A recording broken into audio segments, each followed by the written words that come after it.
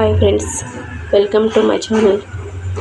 సంగారెడ్డి దగ్గర కల్పకూర్ అనే గ్రామంలో చాలా పురాతనమైన ఆలయం ఉంది. శివాలయం, రాతితో చెక్కబడిన శిల్పాలు, నంది, ఇంకా చాలా ప్రదేశాలు ఉన్నాయి. అక్కడ గుండం కూడా చాలా బాగుంది. కాకతీయ కాలం నాటి చరిత్ర గల గుడి.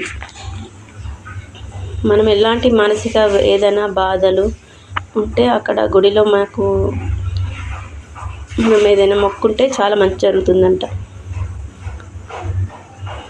వీలైతే మీరు కూడా ఒకసారి దర్శించుకోండి దేవాలయం.